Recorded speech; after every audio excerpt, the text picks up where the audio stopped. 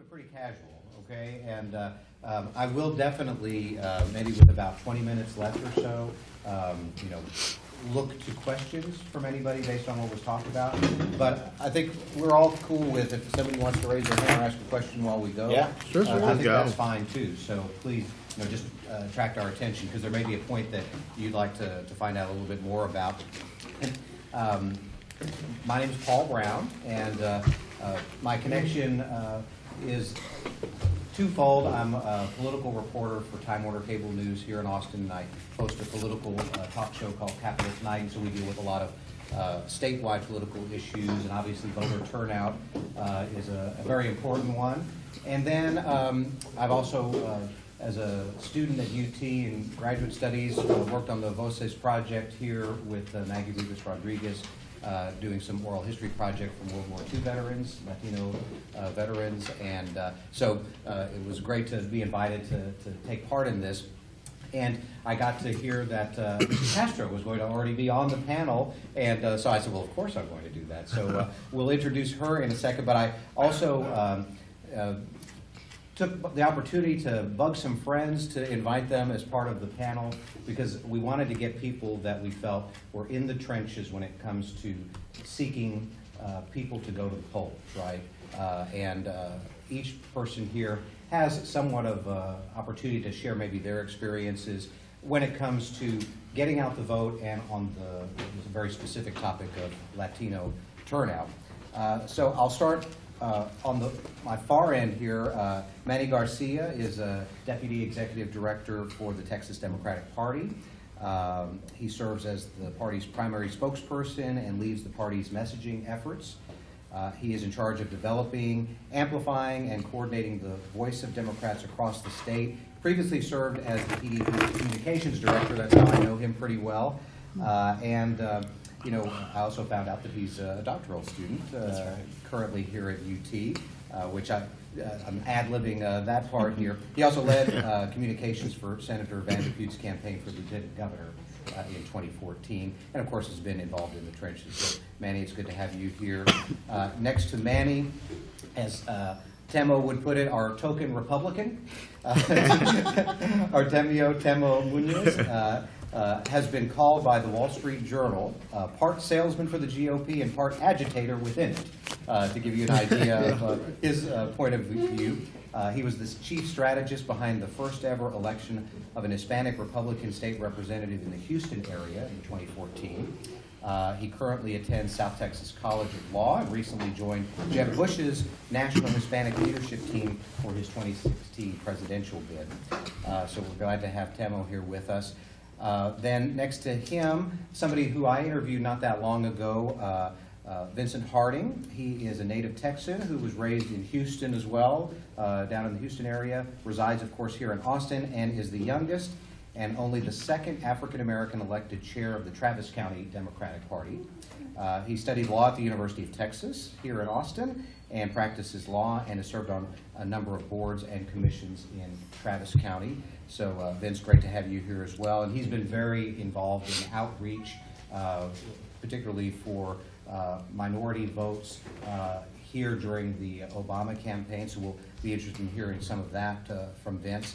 And then, of course, next to me, Maria de Rosario, Rosie Castro. Mrs. Castro, it's so good to have you here, a native of San Antonio, very active in the Chicano civil rights movement in Texas, and then, of course, the political life in San Antonio for more than 50 years. And she's retired as the interim dean of student success from Palo Alto College. And yes, she is the mother of District 20 Congressman Joaquin Castro and U.S. HUD Secretary Julian Castro, the former San Antonio mayor. Way to go, Mom. Nice job with that. It's so great to have all of you here. And I told Mrs. Castro I'm going to save her for last on the conversation and have our other invited guests kind of jump in first here. And I'm just going to start off. I was going to wet our whistle with something that I read just recently in the LA Times. And this is what it said. I'm quoting part of the article. It said, in the 2014 midterm election, only 27% of eligible Latinos voted, compared with 46% of whites and 41% of African Americans, this according to the U.S. Census data. While the Latino vote is big and growing, 40 million Latinos will be eligible to vote in 2030, up from about 25 million in 2014. It's nowhere near as big as it could be, is what the article states. Manny, you represent the Texas Democratic Party here. Before I get to strategy and all of that, I mean, all of you guys have been mobilized to the polls, clearly. What got you involved in politics and, got you to that first voting booth? Yeah. Well, so I got involved through politics through policy. I mean, basically, I had one teacher that was an amazing teacher for us and kind of changed our lives. I grew up in the Rio Grande Valley. I grew up in Brownsville, Texas. I think all of us have this story of an amazing teacher or someone in our lives that sort of exposed us out to the world and let us all kind of what was going on. So I got active through there, and when I came to the University of Texas at Austin, when I was finishing my BA, I started it was getting talked about with a new Mexican American Studies Master's program, and I was the first student to go through the cohort. And as soon as I got in, I got wrapped around with this amazing group of progressive Latino professors at the University of Texas, and I got to do cutting edge policy work. I got to just get right into the Texas legislature and start advising legislators and bringing some of the message of what cutting edge research was doing here at UT Austin and how that can go help our families, the same kind of people that I grew up with in the Rio Grande Valley. And so my first bill, working at UT Austin, working on a bill and getting it over to the legislature, was about grants for dropout students and developing extracurricular activities for them. And it became tens of millions of dollars, hundreds of clubs, thousands of schools across the state of Texas, and very successful for several years. So I came up through, wanting to do something for the people I grew up with that was, not as fortunate or lucky as I was. Before I ask Timo the same question here, was your family involved in politics or outreach, or were you pretty much the first out of your family? Yeah, I was the first out of my family to get in politics. My mother was Levi seamstress. My father was a bread truck driver for Bread Crust. Bread, and as I grew up older and I went to college, they started their own small business and they started to live a typical middle class American lifestyle. But growing up, it was sort of very different. And my mother and my father and their siblings have all been very successful, and they grew up over time, and they've had a tremendous amount of opportunity in our country. And as the Valley has developed, they have grown and they've been able to develop. And I think, but while they live in the business world, and some of my aunts and uncles live in the health field or other places, I was the only one in the family that kind of took a little bit different course and went into the political world. And it was just about seeing the same kind of opportunities that my mother and father and the people around us fought so hard for I could have. We need to get systemic change to make sure that everybody had those opportunities, and that's why I got involved. Timo, was there a transformational moment for you, or what got you to the poll? I think similar to Manny, I grew up in the probably one of the worst areas of Houston in terms of people call it barrio. It's known as a drug running area, 77093. Was on welfare. My parents were legal immigrants. They got amnesty in '86.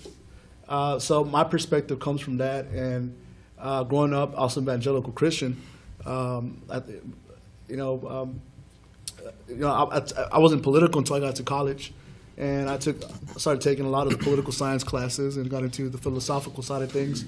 And I really liked the classical liberalism, more of the Hayek and Friedman, Edmund Burke and those guys. And I was always passionately looking at, here we came from another land. And my dad was a shepherd boy from the mountains of Mexico, San Luis Potosí, and we're here trying to make it. And I'm like, why did we leave? What's the difference between this society, that society? I came to the conclusion that I believe in the traditional institutions of society, family unit. I believe in small community, localized community. I believe that small business, what Alexis de Tocqueville called the platoons of democracy. I saw it as the strength of this country, and I think the immigrant class, and that's who I'm really passionate about. I know there are other, even in my party, there are other points of view. There's Tejano, and I'm more focused and passionate about the 50,000 young people who are becoming voters, who are the sons of immigrants and daughters of immigrants. I think when I look at what makes this country great, I think we, from our background, I think we re-infuse those American ideals. We're super family unit oriented. We're very competitive. We just want to have a fair shot. We're a free market. Personally, our experience in Mexico, even to this day, it's tough to really rise up and really try to make something happen. So all that kind of came together, and I chose the Republican side as Is your family, did they identify with the Republic? No, they don't. They don't. They're not even political, and I think that's what drives me. I see the entire community I grew up in. There's not a lot of political activism. There's not organization, and I commend Doña Castro here. No matter what party you're at the end of the day, it takes hard work. That's really the secret to either party. To reach the Mexican Hispanic vote, it's hard work. It's really getting down and dirty. And I know my party, the agitator, I'm always advocating my party. You call it Hispanic outreach. I've spoken to Rice Priebus, the RNC chairman, all the way down. Everybody. I met everybody who's somebody. And they preach it, but I don't think you're ready. I don't think you know what it means. And that's, it's hard work, really. And we'll definitely get into Sure. that. Vincent, of course, we've talked about how you've broken ground as the youngest chairman for the Travis County Democrats and second African American. What was your entry into politics?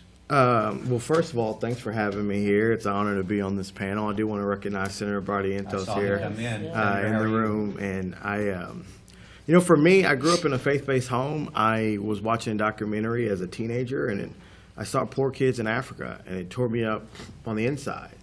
And what I did was I took out a calculator and I calculated how much money it would cost to help provide food and shelter for these individuals. And the number was staggering. And I said, even if I become a billionaire, it won't matter because I can't help out the poorest people in our world. But I thought maybe through government and through politics, I could help provide opportunities for the poorest people, but also speak up for those that cannot speak for themselves. And I think in our country, a lot of times minorities, whether it be black, brown, Asian, or poor whites, we haven't had a voice. And I think that's one of the things that's been a priority to me is speaking up for those that do not have the resources or the access to different opportunities. So when I came to Travis County, I had the opportunity to work at the Travis County Juvenile Public Defender's Office. And many of the kids were African American or Latino. And I saw how in Travis County we have one of the premier juvenile public defender's offices in the state as well as in the country. And I saw that we have a special place here where we'll invest in the next generation to provide second opportunities for our kids. So that's something that I've been working on, is making sure that all of our kids have a great opportunity. And I think it's just letting people know how they can get involved in the process and how big of an impact that they can have. You and I talked just before we started here about, we're talking about mobilizing Latinos, but also part of the equation, that would be whatever the demographic is, the young vote, right? The youth participation, and I think that might be an issue that we'll want to talk to you about based on your outreach. Mrs. Castro, I know that both Congressman Castro and Secretary Castro have both pointed to their upbringing as to why they do what they do. What was your entry and your involvement for the past 5 decades into your community in San Antonio? Well, I think that, I got involved in politics out of necessity. I was coming up at a time, and I'm much older than anybody here, probably all of their ages together combined to me. But I came up at a time when, in 1965, when I'm graduating, 80% of Latinos were dropping out. Our college going rate was 4%. 4%. So it was obvious to me. I had gone to school in Catholic school for 12 years. And, it isn't until lately that I talk about that I think that the Gospels, the teachings of Christ in terms of social justice really hit home. You couldn't go to a Catholic school for 12 years and 6 days out of the week go to hear the gospel and not understand that it was absolutely necessary to work for justice. And as we saw, all the injustices, all the discrimination, all of, you looked around, there was no Gonzalo Barrientos. There was no single-member districts. There was nobody on TV or in the newspapers or on the school boards. That's a different world. My son says she was brought up in a different world. Yes, it was a world that set limits based on your color, based on your language, based on the fact of where you came. My mother had come from Mexico. And I just didn't see that that was right or correct or should continue. And I think with the Chicano movement, that is why you hear the cry of "Ya basta." For me, that came very early on. And for a lot of people that I met, first I started in the Democratic Party. And if you recall back at that time, the Democratic Party was really the Republicans' conservative top part of that ruled the Democratic Party. And then you had the liberal wing. I was part of the liberal wing. But there were many roadblocks to running for office, and one of those was the amount that had to be paid to run for office at that time. It was a percentage of salaries of what people were making. Other things were poll taxes, the gerrymandering, all of these things, some of which we've talked about, you have talked about for a couple of days now, were in place. And those of us that are coming out of college are understanding that in the United States of America, if you want to make policy, change policy, be represented, you and elect people, you have to participate in politics. You have to. There's no other way. That's what a democracy is, participation. So, I was involved in college with the Young Democrats, then later testified before the Senate on the right to vote at 18. I often say, I wish I could tell you we won that one, but it was until the federal laws changed. And that's one of the things that I saw early on, too, that for Texans, for those of us that were Latino and African American, people of color, things didn't get better except for two things. First, litigation, and that was, a lot of it was done with widely registered single-member districts, and federal laws. So I think we all set about trying to reform the political system. When I joined Racinita, I ran for city council at 23 in 1971 prior to Racinita. But with Racinita, we felt, and we had African Americans that ran in San Antonio along with the Latinos. We felt that it was absolutely necessary if we were going to get Latinos to vote, to participate in the political system, there must be candidates that appealed to Latinos. There must be candidates who said, we're going to work on education so that the state of Texas no longer puts more money into sheep and cattle and highways than it puts into education of its children. We were young, we were idealists. We felt that between the folks that were interested in changing things, we could make an impact. I don't know that at that point in my life I realized that the United States is a two-party system, and that's a very hard thing to break. But I believe that we made a lot of change in Racinita. One of the immediate changes, my mother and my folks at home who had never voted for the first time. We saw that with a lot of Latinos. And part of that was to be on the ballot, and we were the first in any state to be on the ballot. You had to get a certain number of signatures from people who had not voted. And so we did that, and so when we came back into the actual voting time, these people were voting.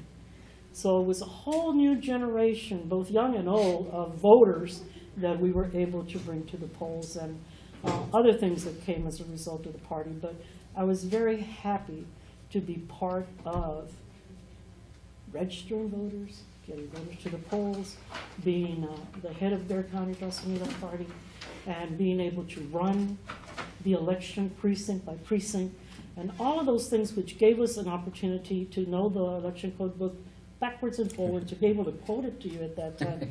I mean, but those are the folks, young people, many, not all, that then stayed in the political realm for years.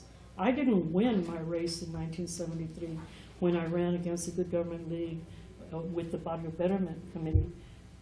30 years later, my son won his first council race, and then the following year, my other son runs and wins the state rep race. Did you ever envision or imagine that both of your sons would be this prominent in U.S. politics, really? No, I think that every parent imagines their kid is the most smart. And, right, I mean, but I never did imagine it. I did not imagine it, but I worked towards what I had hoped for was, one, that my sons would be engaged citizens, that they would not, even in their youth, because we all know that 18 to 24 has the worst voting record, that they would always vote, they would always participate, but I really never wanted to force them into anything they may not like. Julian, when he was at Stanford, wrote a piece that was published in one of the professor's books about how he, was dragged to all these meetings, dragged to the polls, dragged to all this stuff, and he never wanted to really be involved in it. But as he was at Stanford, he realizes, and he starts to look back at the political structure and studies Target 90 and all of these, both of them did that. They had Luis Fraga, who's here, and was a great mentor. As he looked at all of that, and he looked at what he had done in his lifetime, and he looked at things that he did, like both of them, like volunteering in different organizations. When he looked at that, he realized that, hey, it wasn't so bad after all. Hey, this was the route to go. And they both ran for Senate at Stanford, and they both won. That was our first political race. It is amazing how for our children, as they get older, we become smarter, right? So, obviously, that all rubbed off on them. Okay, let me bring something else in to kind of consider here. And Pew Research Center, I'm sure everyone here familiar with. It's highly respected, I think, from participants and non-participants alike in terms of their research. And one thing that I took out was that with immigration shaping up to be a major issue in both the final years of the Obama administration and, of course, the 2016 presidential campaign you may have heard about going on, most Americans, 72%, continue to say that undocumented immigrants currently living in the U.S. should be allowed to stay in the country legally if certain requirements are met. And I bring that up now because that has been in the news, very prominently because of the Republican side of the debate. But is this something that is going to galvanize Latinos to the poll, or is it another situation that is discouraging Latinos? And again, this is not meant to be argumentative, but it is something that is, in everybody's sights right now. Tell me, I'll let you. Look, I've been in our party. I've been the passionate agitator, like they call it. 2008, our platform said mass deportation, and we went in with a network of not only just Hispanic Republicans, but moderates, the W. Bush guys, and some of the Midland boys and the business guys, and we changed the platform to a guest worker program, and then it went back to mass deportation by attrition, and it's starting to go back and forth. But we're actually organizing. We're actually showing up. But I think immigration is the issue. The Republican Party knows it. They can't hide it. I've been in meetings with Reince Priebus. They commissioned a post specifically with the Growth and Opportunity Project, which was the autopsy report after 2012. They know it's immigration. They, unfortunately, a lot of the Republican leaders will say that, the Pew Research poll says that the number one issue is actually jobs and economy. But the poll that we heard, and I've heard repeatedly in high-level meetings, is that the number one issue that will cause Democrats to actually turn the dial in favor of Republicans would be immigration. If the Republican Party would just do the right thing on immigration, you would have a lot of people who would consider voting Republican. So I think it is going to galvanize voters. But two ways. I think you're going to have Republicans, if they don't do the right thing, which it's looking like they might not, they're not going to win the Hispanic vote. That's a major thing. Also, the definition of Hispanic. In the RNC, Hispanic is Cuban controlled or Central American controlled, and W. Bush did the opposite. He organized a lot of the California boys and the Texas boys who were Mexican heritage. He was able to win a lot of the battleground areas. That's one. Two, Immigration for him was a huge issue, the way he approached the community, and that's not being repeated. We've forgotten our own heritage in the Republican Party when it comes to Reagan and W. Bush. And I think even Sean Hannity, 2012, on the night of when we got creamed, he looked into the TV camera and he said, guys, we're going to have to do something with immigration. We're going to need a push for a pathway to citizenship. The night of, that's what Sean Hannity said. The party knows that they need to do it. Now, on the Democrat side, my opinion is, I think also the Democratic Party, I think they've also dropped the ball on immigration. And I think it's 2014, it was shown by the lack of turnout in the Hispanic community. I was able to win a race. Texas Tribune called it the shocker of the night because we were in a 74% Hispanic district in Houston and Pasadena, and we won by 155 votes. We were turning people at the polls, we were flipping them.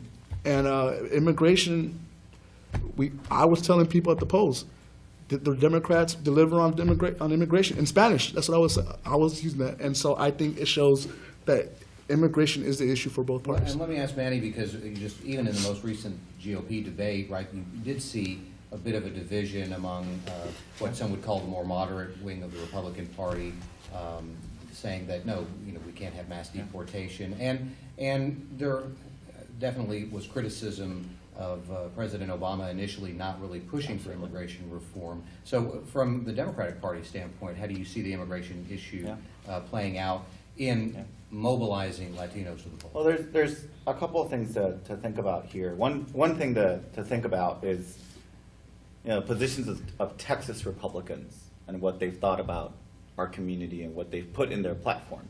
There was a lot of to-do about a guest worker program going into the Texas Republican Party platform. Everybody was so excited about it. They had put this in. They had changed it. Well, then it got stripped away this last go around, right? And in that same platform where there was still to do about this guest worker program in the Texas Republican platform, there was a challenge to birthright citizenship within that platform. There was a call to end the Voting Rights Act within that platform. There was a call to remove, to decrease funding at all levels for education within that platform. So you look at these positions and there's, they don't add up. They don't add up with what regular Latino families are dealing with on the daily, in their daily lives. So they can talk a good game and give a couple of lines, but then you start looking deeper and it doesn't match up with what the community needs. And then it's further concerning that the architect of the platform for two conventions is now the state party chair of the state Republican Party, Tom Medler. And while he talks about Hispanic engagement isn't just putting people out into the field and getting folks. You have to be there with your principles. You have to be there with your policies. You have to walk the walk. So it's concerning to see that. Over on the Democratic side, we are extremely disappointed that immigration reform hasn't happened. And Texas Democrats have been quite vocal about that. And sometimes that conflicts with our national party when we speak loudly about these things. But when you look at what just happened, and a new speaker was elected, Speaker Paul Ryan, and the first thing he said right out the gate is, I'm not going to work on comprehensive immigration reform with this president. So we're going into election, and your leading Republican now is saying, I'm not even going to work on this issue. And then you look at the where their candidates are, Donald Trump and Ben Carson and Ted Cruz, and you even start going down. You look at Marco Rubio and the Texas Dream Act. You look at Jeb, and there's a lot of concerns, and there's differences in tone. I'll give them that. There's differences in tone, but not in the substance. Not in what matters in the end. And even with the immigration going on, of course, anybody can chime in on the immigration issue, but Temo mentioned the economy, and I have seen polling where it's saying that Hispanic voters have indicated that, what are lawmakers going to do to make my life better economically? Right. Vincent, do you see that play out when it comes to finding a way to get those who have not been going to the polls, even the registered voters who have not been going to the polls, to get to the polls? I think so. I think I think hard work and reaching out, but I do think that the economic issue is going to be very, very important. And I think the moderators of the Republican debate did a good job of just giving the facts Talk that. about the minimum wage, for example. Yes, and they talked about the minimum wage. Democrats are universally in favor of increasing it. You see the Republicans, they have a difference of opinion. So we've seen that. But also just when it comes to just sheer job numbers and jobs that have been created, they also pointed out that Democratic presidents, private sector jobs, have increased more under Democratic presidents as opposed to Republican presidents. In fact, since 1961, I believe the numbers are 48 million under Democrats and 24 million under Republicans. That's 2 to 1. I didn't see any new sort of economic plan. It was more the same trickle-down economics. But then also in Texas, we like to talk about how many jobs that we are creating, and we're always in the top 5 in job creation, but we're always in the lowest 5 when it comes to healthcare. So there has to be some sort of correlation between the jobs we're creating not having health care, or at least it was in the past. So I think those are going to be some of the big things moving forward as the wage issues and job issues along with health care. Ms. Castro, what do you think is the issue that would get Hispanics, Latinos to the poll? Well, I don't know if there's just one issue. For one, when we look at immigration, that's a very important area in our community for all Latinos, I think. And I saw maybe 7 years ago, you see the Dreamers and folks like that who cannot vote, but their kind of rallying and bringing the issue forward was a real rallying point for all Latinos. You know, there were these huge marches, and we had them in San Antonio, we had them in Houston, we had them in LA, and that was kind of one of the first parts. And with anything, it takes time. Okay, so then now you have a situation this year where you have the Republican Party candidates, all of whom have said such horrible things against Latinos, not just immigration, but the issues that Latinos care for, the economy. We all know that the economy has always been better under Democratic presidents. The minimum wage, the equal pay for women, the issues of health for women. Every aspect that I as a Latina would be interested in does not find itself spoken to in the Republican Party in any meaningful way. Another way of saying is that they're not relevant to Latinos at all. And I think that when you look at the numbers of people who say they will vote, there's not a whole lot of them. And I thank Mr. Trump and Mr. Carson and Mr. Cruz for that. Because if anything is going to mobilize people, it's going to be that kind of rhetoric that starts off by making the immigrant, now not all of which are Latinos and Mexicans, by the way, but it makes the immigrant the punching bag, the boogeyman. And that Republicans have used over and over again, and we're getting very tired of that. Where I see the hope, and I've been posting on my Facebook, all these articles that are coming in, I hope there's more, about the young women that were elected in Seattle and Yakima, and I know one of those young women in Yakima, and the young women in Massachusetts, and the Latinos in Massachusetts, in different cities. And what I see there is that they're hungry, just like we were in the 60s and 70s and 50s. Those people are hungry because they were never represented. Now they're getting a chance. They're making their chance, along with litigation, ACLU in Washington. They're getting an opportunity to assert themselves, to be able to create the kind of representation that will no longer make us the punching bag. So thank you to the presidential candidates, because I think, you know, we're going to see something next year like we've never seen before. And what I hope we're going to see next year is the election of the first woman president. And who might the vice presidential candidate be? I don't know. We'll get back to that in a second. I just wanted to follow up on that really quickly. There was an article in the Washington Post that said Trump's comments and Cruz's refusal to denounce that led to an unprecedented meeting amongst Latino conservatives. So I think Latinos are paying attention, not only moderates and Democrats, but conservatives as well. And I think Trump's staying power has basically driven the Republican Party off the general election cliff.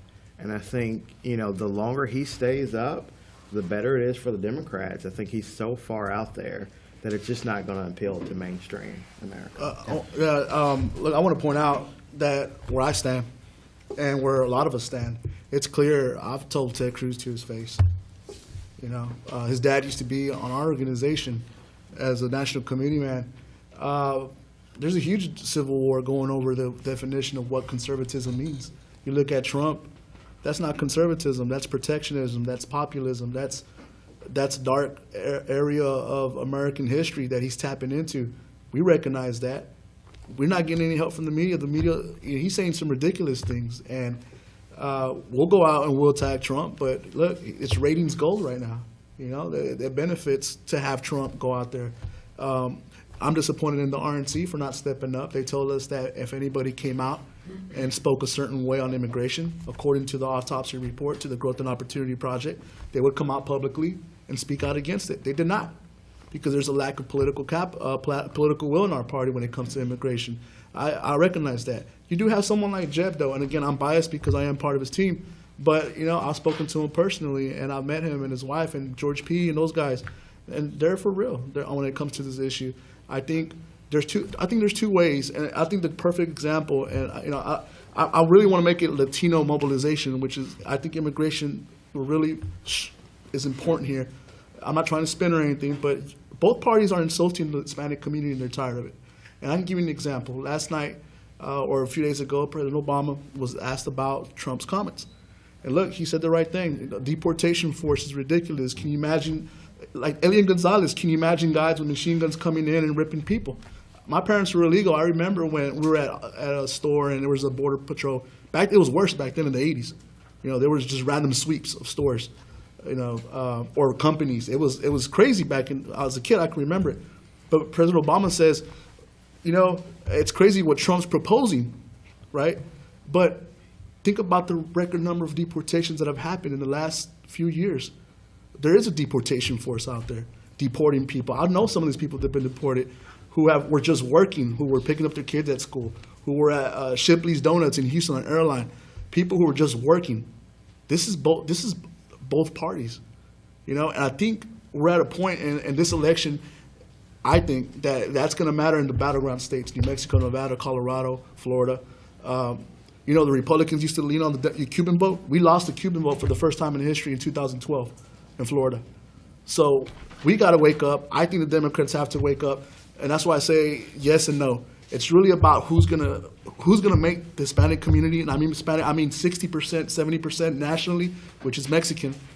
Who's gonna be trusted when they say we're gonna fix immigration? I think both parties are. I admit my party's doing a horrible job, but I think both parties really have done a horrible job. Yeah, you want to ask a question? Yeah, well, it's my perspective on something I've seen. When you look at the immigration concept, everybody's looking at the what and not the why. And this has happened for years. Nobody's ever addressed why we're having so many undocumented kids, unaccompanied minors coming over the border.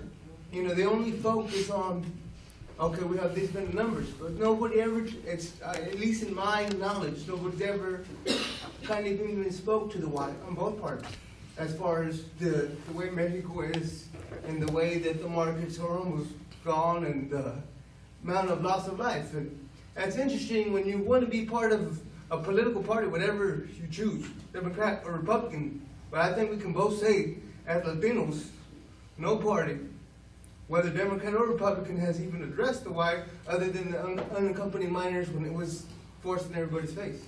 I think there's a huge opportunity from a free market perspective. Our party's position, I think, is a better position if we can get over the immigration thing and the populace. But Mexico, for example, the amount of free trade that's possible.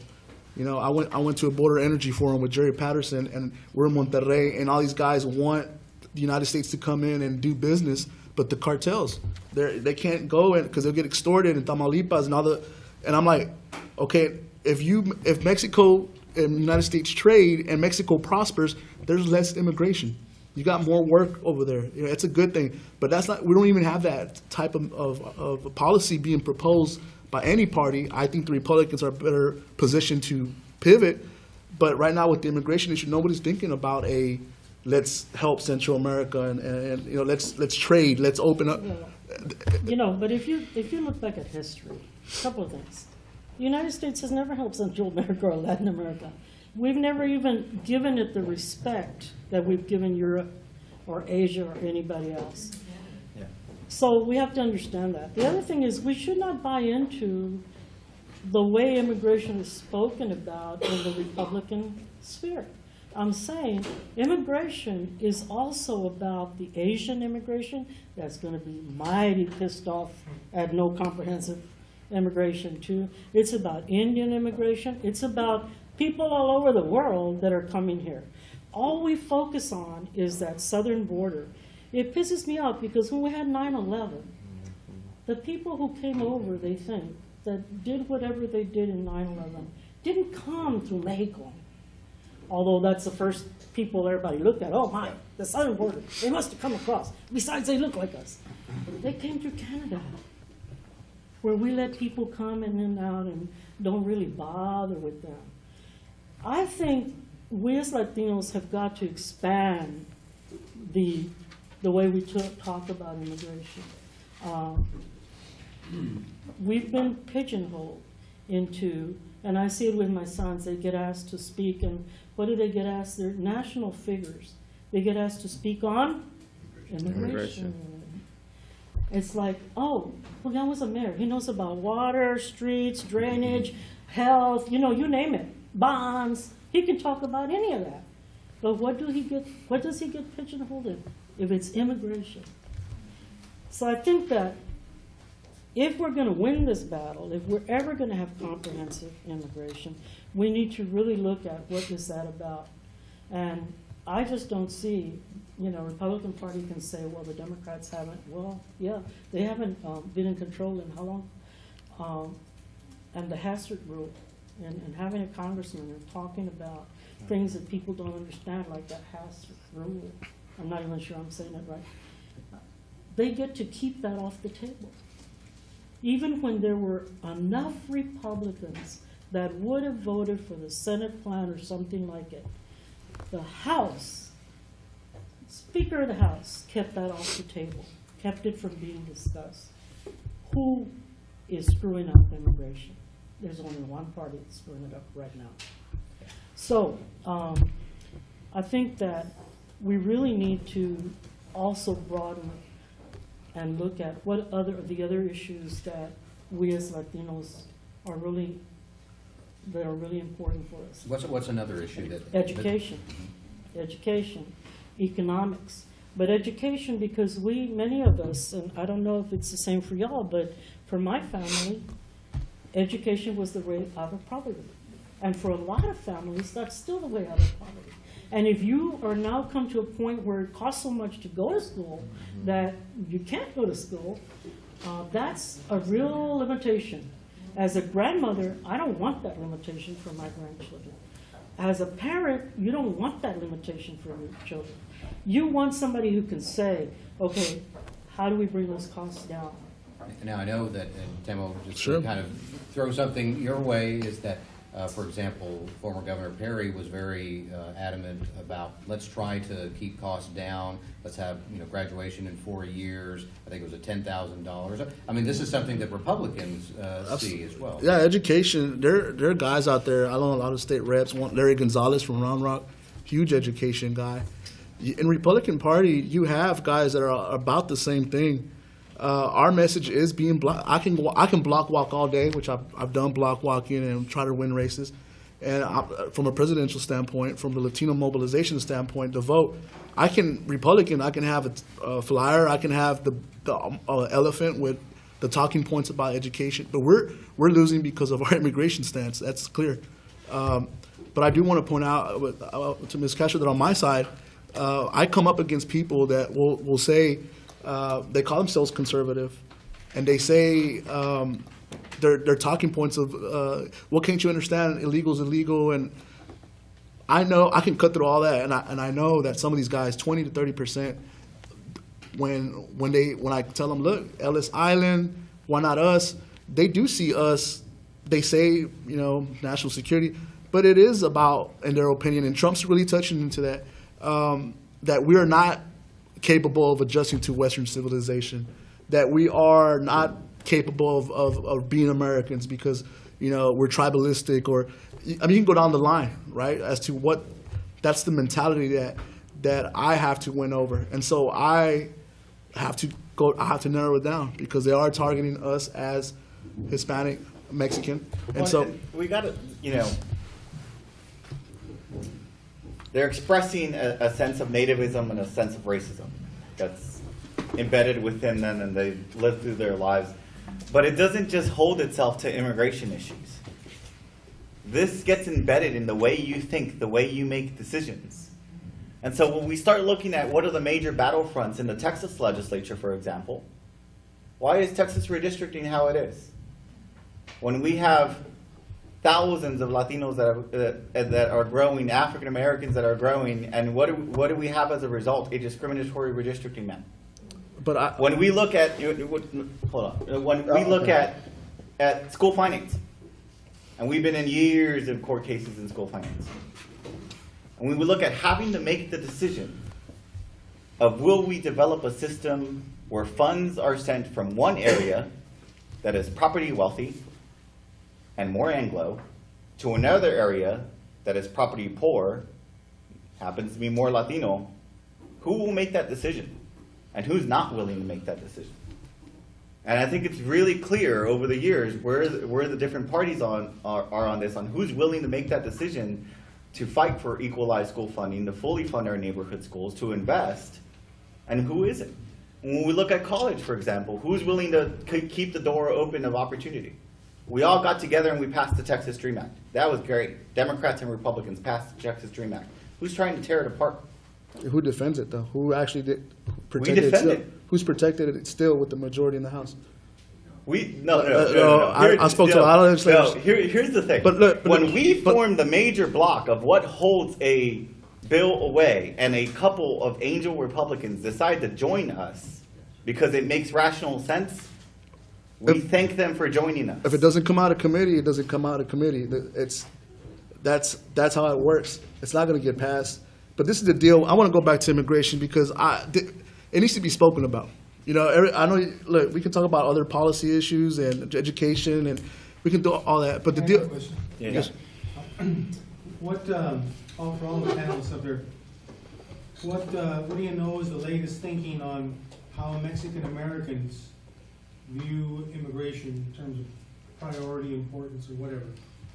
My experience, again, from Republican side, my experience is, well, not only does polling show that it's the #1 issue in Texas, overall, now again, from a party standpoint, having to win them over, to win their hearts and minds, to get them up to vote Republican. I think that's a huge incentive for our party. You want to win elections, and especially you want to scale it up to a national level, which we haven't won a presidency in 8 years.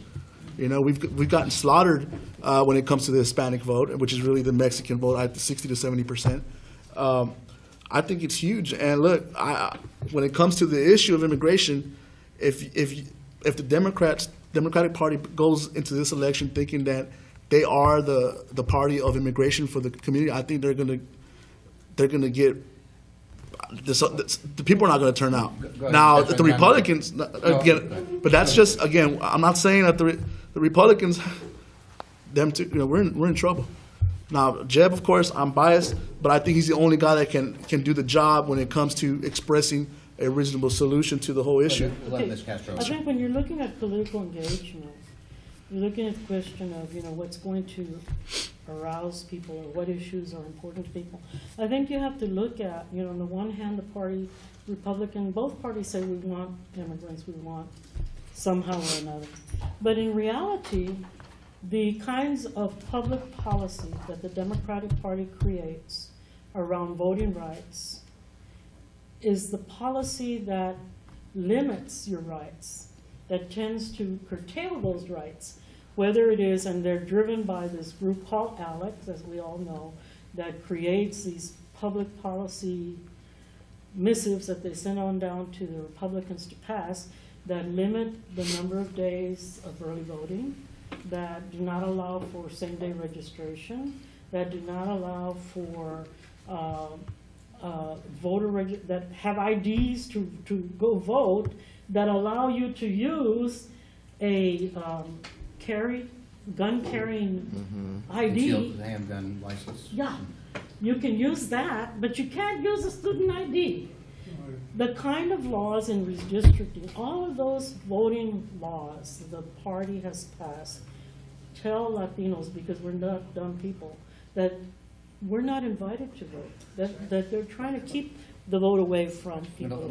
Let you follow up on your I question here. didn't ask my question clearly or whatever, but it's my sense that Mexican-American registered voters in Texas don't give a shit about a whole lot of stuff because they don't turn out to vote. And I don't think that a lot of Mexican-Americans are interested in immigration. That's my sense. I could be wrong, but that's my sense, especially living here in Austin now, 11 years. But is that turning them off? Yeah. Look, Well, so I'll say that there are regional differences. You know, Texas Mexicanos, Texas Latinos aren't all the same. There are regional differences. We're a massive state, so I will say that. But also going to that, yes, and Rosie's been talking about this. Wages, education, healthcare. These are fundamental issues that are on the minds of Latino families every day when you wake up and when you go to sleep. And criminal justice reform, I'll add that too. And so yes, there are other issues that are going around. On immigration, it will always be one of these top 5 issues when you pull it on any poll. It just keeps on coming back. Even among Hispanics? Yeah. But it's also this sort of fundamental deal that are you okay with somebody like me being in this country or not? You know, and so we'll we may be second, third generation, but we'll have tios or tias that aren't, and we'll have relatives that aren't, or new people that are coming in that are part of a community that aren't. So it's kind of an ever-present kind of issue that sticks around. I'm going to let Senator Barrientos jump in here, and then I want to ask Vincent a question here. Thank you, Mr. Brown. There's so much to discuss and so much knowledge to gain, but mobilizing the Latino vote. Does anyone on the panel have the latest statistics on the population of American Hispanics? And what percentage are Mexican Americans, Puerto Ricans, Cubans, etc.? Second part of the question is, considering the number of Americans of Hispanic descent in Texas, what are the obstacles preventing Hispanics from winning elected offices? And by the way, Ms. Muniz, I really respect you for being here today. I wish that the Republican Party would be here more in numbers to support you. thanks, sir. And I'm a Democrat. No, I agree. And Samuel was very willing to be here. Just to jump in, you guys may have better data, but having Senator just looked at on the national level, I think of those who are identified as Hispanic or Latino, about 60% roughly have the origin from Mexico. I think is anybody? Well, the 2010 census has all that information. Yeah. You're right, I think 60% Mexican American. Yeah. It's all there. I think 16 to 20 million of Hispanic registered voters are of Mexican heritage. The closest one I think is Puerto Rican. I think it's at 6 or 7 million, and then Cubans at 4. But it's a big block. One thing that I saw in that Pew Center study too that I was looking at that's easily available, right? Everybody can look at, but that in terms of the amount of undocumented people coming into the U.S., I mean that's leveled off over the last 2 decades, from what I understand. That really there hasn't been a rise. It's really kind of capped where we have that 11 million, 12 million figure of undocumented citizens in our country. But that's kind of stayed stable. And so when we're talking about some of the issues about building a wall and preventing the tide really there hasn't been a tie, right, over 20 years. It's really, what do you do with the 11 million people who are here? And we've seen that conversation going on the presidential campaign. Go Well, ahead. it's that plus, I forget the exact numbers, only 60,000, 18-year-olds that are Latinos that are, every year turning 18 plus. 50,000 a month. And it's 100,000 of Anglos to that same number that are dying off. So it's an interesting thing that is happening. The birth rate is not just the immigrant population. It's all of us that have been here for a long, long time. And these are people now that, like, my generation was the first, my sons were the second. These folks are the ones that are running for office now, that are building, power bases and stuff. And I think what you see is that they're going to surprise everybody. We're always thinking that our numbers come out of this immigrant population, too. Some do. But we have a lot of homegrown. That is a wave that sooner or later, as you start to see Mexican-American studies in the high schools and in the junior highs, as people start to finally recognize their own history, our history, I think you're going to see some awakenings there. Before I get to your question there, I wanted to ask Vincent a question here in terms of, and again, I kind of touched on it as we did our introductions, but and Mrs. Castro was talking about the population in terms of the age group, right? And I mean, it seems like in the Hispanic population, those who are not voting are young people, right? And Manny, you may correct me if I'm wrong here, but that the young vote is a big issue, regardless of the demographic, but in particular among Hispanics. You block walked. I mean, you try to get people to the polls. You've done that as minority outreach in the past. Is it a matter of we need better ways of registering people? Is it just the turnout among the registered voters? It's a combination. I mean, what's the success rate that you've had in block walking? I believe it's a combination of things. I think one of the major things is the number of contacts, knocking on doors, the phone calls, going to some of the cultural events as well. I think one of the bigger problems is that when you just show up right before election time and ask people to vote. So I think that the key is the quarter by quarter contact year round. I believe that's so important. But then also, I think there's this misperception among some people when it comes to Latinos and the internet and Latinos and cell phones and social media. In fact, one of the largest users of social media are Latinos or young Latinos. And I think we need to look at all ways in which to reach out to Latinos to get them involved. And I think for all young people, and I guess all people in general, is figuring out the impact that you can have in the political process. And I think for me, from my own experience, not growing up in a political home, when you don't know something, you simply do not know. And I think it's just going to take the hard work of letting people know, getting involved, not only voting, but going to meetings and going to city council or going to the legislature and testifying. I think when people can see the impact that they can have, that's when we'll see an increase in numbers moving forward. And let me add one thing to that. That is, for our own party, and I don't know how the Republicans do this, but for over 20, 30 years, the way we've done block walking and running for office and campaigning has been a scientific way, okay? So you get a list of consistent voters, and that's who you go knock on the door and call and all that. Well, what happens to those people next door that have never been consistent voters, that may or may not be registered? They might be registered, but they're never voted. We left them alone. All these years, we don't go to their house. And I know when we were campaigning, I would always say, we should do every house. And everybody, especially a campaign manager, would say, are you crazy? It costs too much. But that's why we find ourselves in this situation.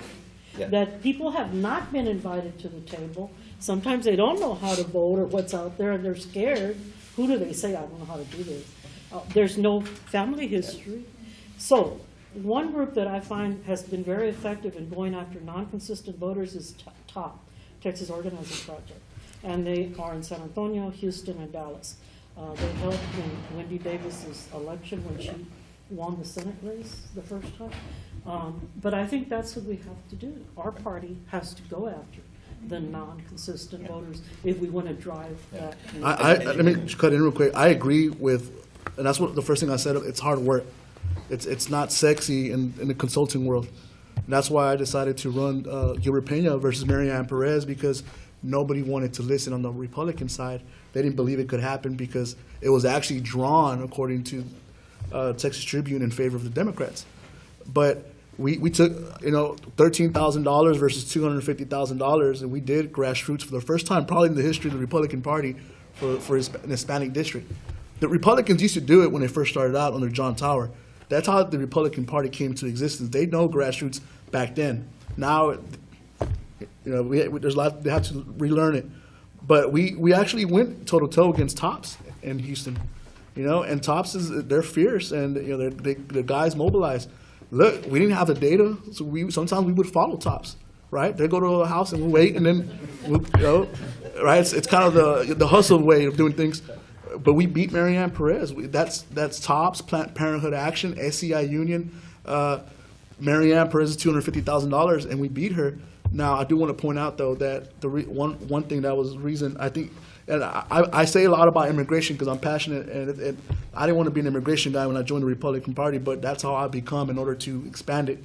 But it's really about I'm saying immigration because the battleground states, presidential, New Mexico, Nevada, Florida, Colorado, it's going to matter in those areas. But just to give you an example of what happened with Marianne Perez, and look, she with all due respect, there was an issue, a local issue that was actually racial tension based. You had the Voter Rights Act was changed, I think, from a decision in Georgia. Pasadena, Texas, and Flower Mound were the only two cities that decided to change their city council districts. Right? Pasadena had all single districts, and they wanted to make out of I think there was 8. They wanted to take 2 of those single district city council seats and turn them to at-large, which the Hispanic community saw it as you taking away traditionally Hispanic seats. So what happened? When that fight went down in Pasadena, local politics, media came out, it was a huge issue. The guy that we ran back then, he actually showed up and fought for that. Okay, this is a guy, refrigeration guy, blue collar boy. He showed up and he fought for the community. And Marianne Perez was nowhere to be found. You better believe we used that when we were knocking on doors. It gave us a great opening. And look, you do what you do. But that's how we beat Tops and those guys, because of that misstep. So we were on the ground, and I agree with Doña Castro, is like, you got to be in the ground, sweating, knocking on doors, and that's not sexy anymore to today's consulting class.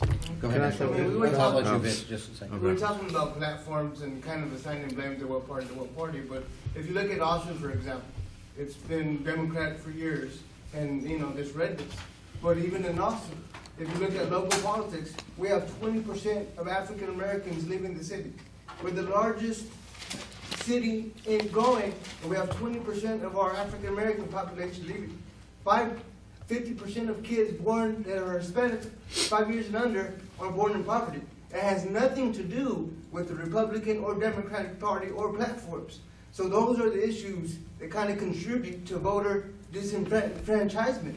When I ran, speaking of that, they didn't say, we were not Democrat or Republican. They were saying, why don't we have jobs?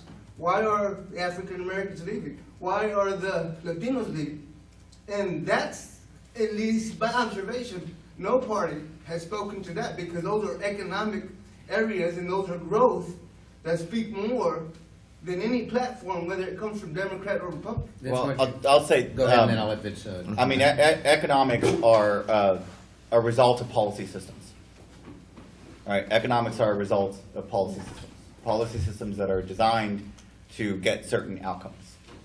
The design in Texas has to create a tremendous number of low-wage jobs, keep healthcare costs high, keep education costs high, not fund public institutions, and hence you get the result. right? I mean, when you deny Medicaid expansion, that helps keep healthcare costs high for people. When you don't fund public education, that makes sure that only the ones that have can have quality public education, the one that can't, they don't. And when we know that voting is correlated with education, you're directly affecting who's then making the decisions out into the future, right? When you don't want to raise the minimum wage, or you want to get rid of the minimum wage, when you don't want to do equal pay for equal work, when you don't want to do paid family leave, when you start going down all of these economic policies and platform planks, you're affecting the system and how regular families are living their daily lives and the kinds of opportunities that are before them. I want to go to something that the senator said a little earlier about what is holding back Latino candidates from being able to win, right? A couple of things here. One is we need to develop a Latino donor class, Latino political donor class. And there's you need to build the resources to be able to mount these kinds of campaigns. These campaigns have to be viable. The maps are not viable. The maps are gerrymandered in such a way to make sure that the populations are not represented, right? These are discriminatory maps. They're ruled discriminatory by a DC federal district court. And what Demo was referring to when it was one of the Voting Rights Act cases ultimately resulted in removing federal preclearance. When you removed preclearance, all of these municipalities, Texas legislature, counties were let loose to be able to do what they wanted to do to change voting laws without then having to answer to the federal government about it and pre-clearing them before they went into effect. It is within the Republican Party's platform to eliminate the Voting Rights Act. It's within their platform here in Texas to eliminate the Voting Rights Act. And that organizing effort that you were a part of, Gilbert Pena was a part of, a Democrat, Cody Ray Wheeler, was a part of. Cody Ray Wheeler is running against Mary Ann in a primary right now, in that same district from before. And actually, Top was organizing on the Pasadena, the local Pasadena issue. So they've been working on mobilizing this community. But yeah, it's this effect of the Voting Rights Act. Then let city council districts, county commissioner districts, and we saw this happen in different cities across Texas, and we saw that happen, of course, across the nation. Once you removed this preclearance issue, so then that's another issue. And voter ID starts tagging on, right? So why is it harder for a Latino candidate to win? When you start tagging on voter ID, that has an effect. There was a Rice University study that looked at the effect of voter ID and all the rhetoric about voter ID on the actual election. They looked at CD 23, Congressional District 23, which is one of the most competitive in the country. And it's Will Hurd versus, right now, it looks like Picayego. And there was, the findings from Rice University was that there was enough of a percentage of folks that either didn't have the ID to vote or thought they didn't have the ID to vote, and so then stayed home and didn't vote to sway the election. So that has an effect. And then voter registration drives, the different laws that were changed on that, making it so hard to register people to vote, and increasing all sorts of you're basically criminalizing developing the civic engagement. One thing that just happened, right, is that the San Antonio District Court decided to keep the maps in place for the 2016 election. They're still considering the case, though, right? Yeah. And these are, they are court-ordered interim maps. They weren't the original maps by the 2011 legislature. But what's so concerning about these is the way they were designed. Court-ordered interim maps were designed. We went into the Supreme Court and explained to the San Antonio Federal District Court how we had to draw these maps. You had to keep as much of the intent of the legislature as possible when you were addressing these maps. So the court-ordered interim maps do not remove all the stain of discrimination. It's still embedded in there. And that's why they've never been final maps, and moving forward, we still need to get a final ruling on all of this, a final ruling that respects the population of Texas. After this next election cycle, right? Yeah. You asked for percentages. I want to give you this as an example. In 2014, we focused on a little bit over 60,000 voters in Travis County, made up of about 40 precincts. In those were highly Latino, highly African American. Of about those 60,000, we saw about 20,000 of them came out and voted. So this was a huge success because we targeted those individuals that either had never voted before or had only voted once or twice. And this is the type of work that it's going to take to move the state forward, is reaching out to those people that have never voted before, empowering them to be a part of the political process. You know, we can't say exactly they voted because of this, but we do think it was a significant factor. And it wasn't, I think another reason why it was successful, because it wasn't just the first time we had done it here. Like, so back in 2010, people like Rachel Torres and a number of other people did an outstanding job of focusing on 21 precincts. And it's going to be that type of work, the consistent work, year in and year out, that's going to really make the difference. And I think it's going to be the key in really getting the Latino vote out, is making those constant contacts and allowing them to be a part of the process. More from the groundswell of a smaller district. I mean, not looking from the top down, from the bottom up. Bottom up. Can I jump in on the Republican? Absolutely, and then I'm going to open it up to questions. So here. to talk about lack of Latino candidates, what I've seen on the Republican side is I think there's a lack of knowledge, a lack of patience. What I've seen is not many people want to play the long game or are patient enough to build a movement like Doña Castro, who, you know, I have high respect, because it's easy for me to step in here now that, you know, I can go to ART or TLR and those guys, big money guys, and say, hey, I have this race, it's a battleground, throw some money. Oh, yes, mutual interest. But there is sort of a Wild West. Like, I think the Hispanic vote really still hasn't really been won, in my opinion. It's like an open book, and they're looking to see who's going to be the guy that really touches and mobilizes. And I think we lack knowledge and patience. I look at the Cuban guys in Florida and the Republican Party. They have state rep race. They run senators. And they're organized. They're organized and they're passionate. And you go to Versailles right there, and you know, which is the most famous Cuban restaurant, and people are arguing over politics there in the restaurant. You know, and the cops have to be called out. And you know, and us, I mean, honestly, from my opinion, I don't know what you think. You tell me if I'm wrong. We know what we see on TV, or so, but we still haven't really jumped in, Yeah. right? And then We argue all the time. Yeah, we about others. So someone with demonstrate it's that lack of patience. I mean, that's happening in the Democratic Party too. I mean, this is when you look at Texas and the decision that has been made by Texas campaigns. In the end, when you got that last ad buy and you need to decide where you're going to put all the money in the end, right, and where you're going to move this stuff to, it is not dropping into media outlets that speak to Latinos.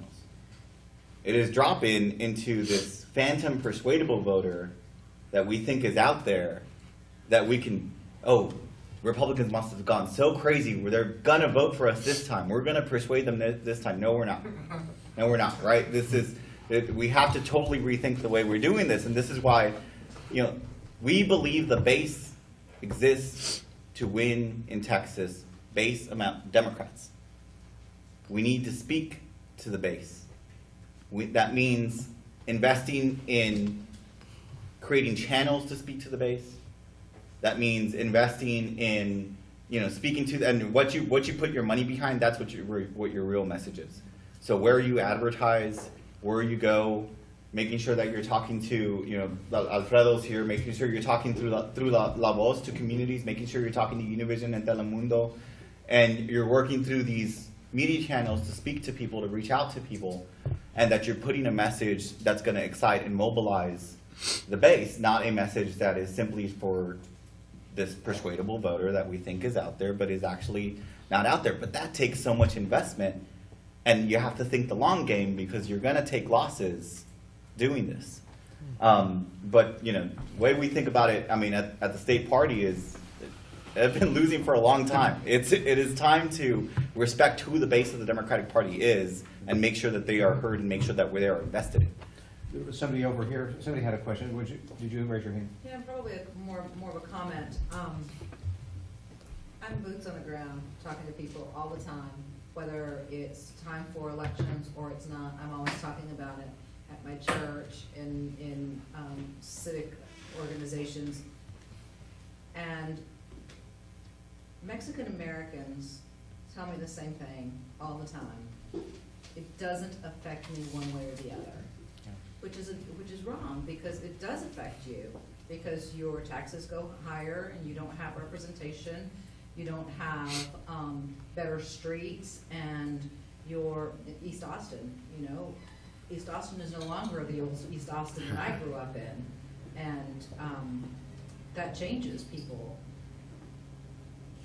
The things that I hear from Mexican Americans is, it doesn't matter, because the people that are making all the decisions, just looking at our last flood, talking to them last week, they don't have homes.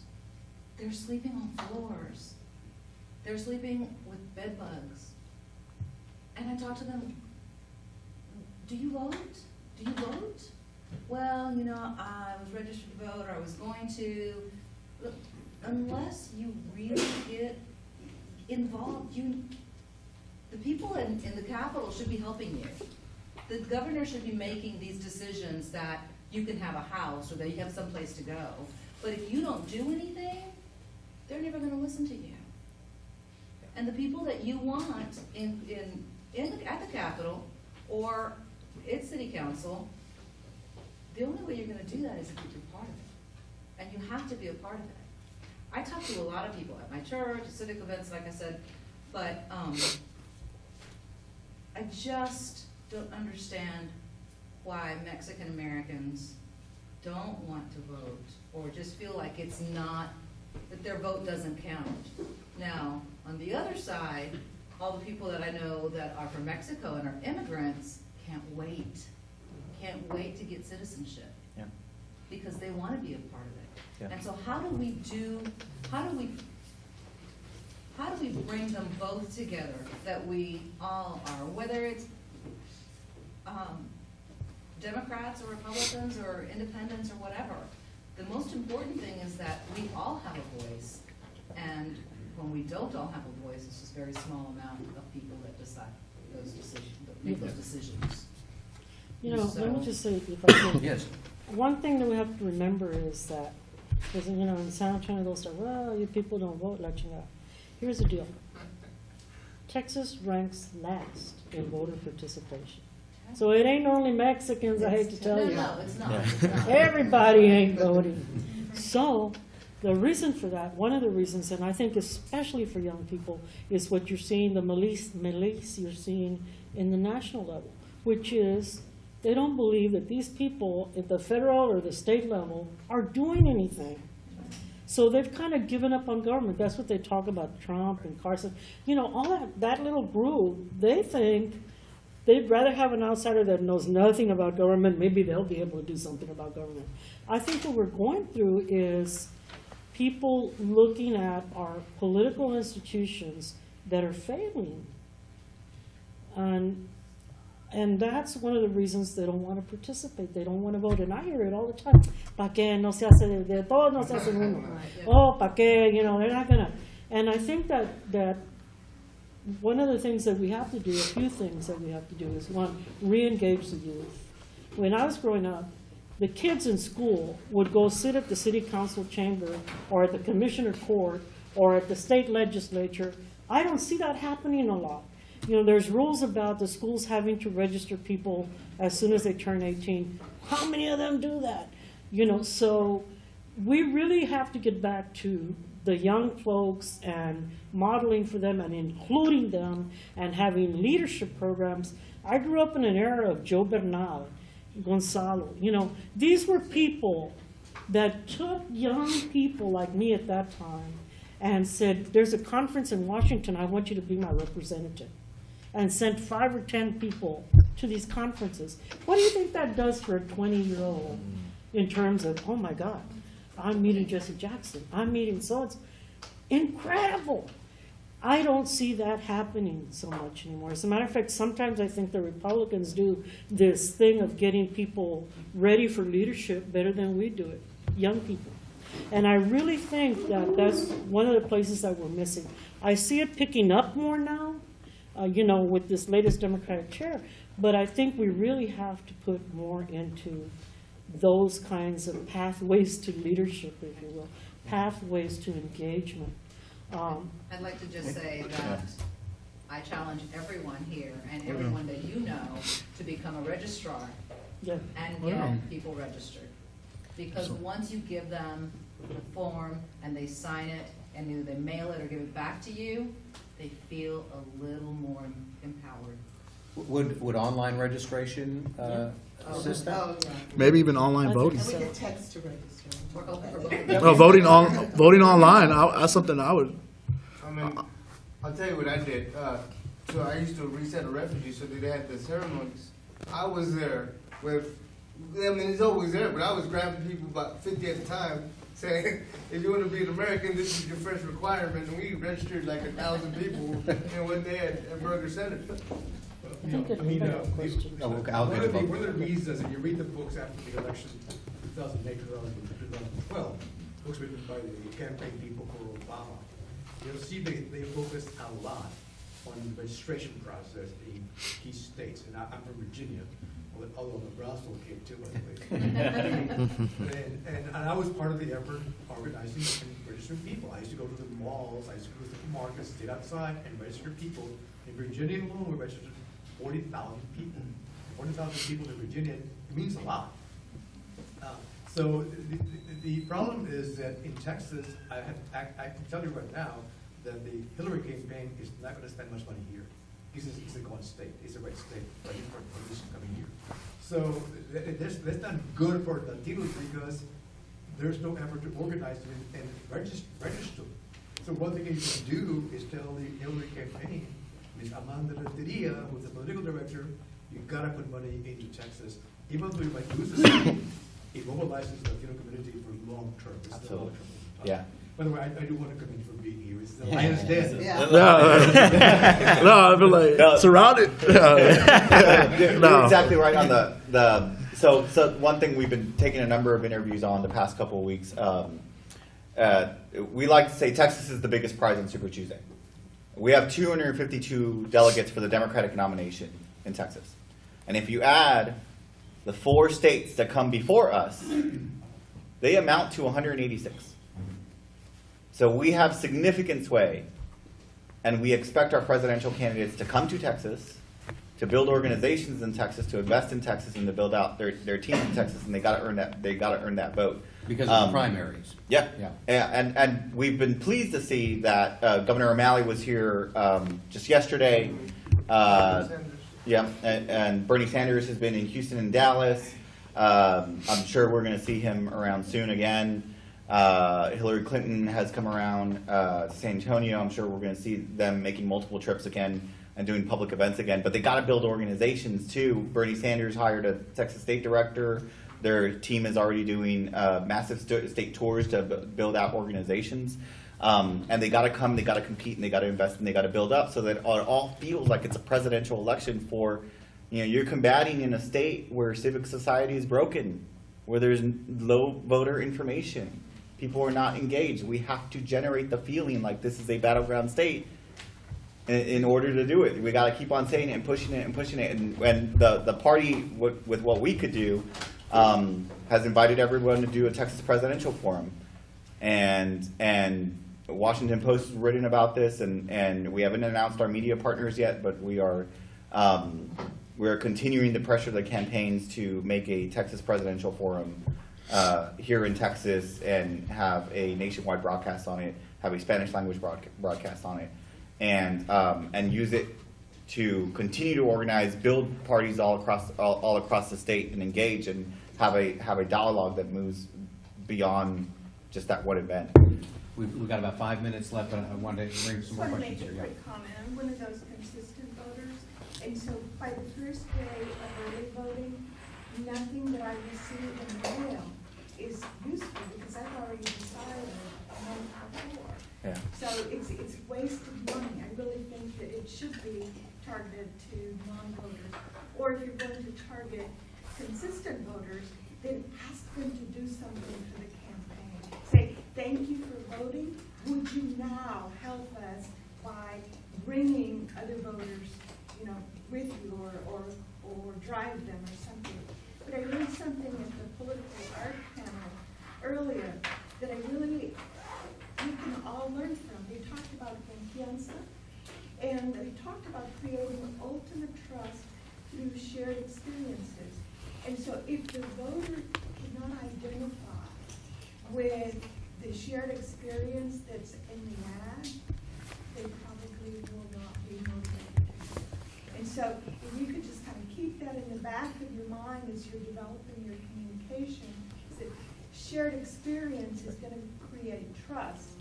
And trust is what's going to get people to do what you want them to do. I think it boils down, what I've learned from my side, I'm known as a person that doesn't toe the party line.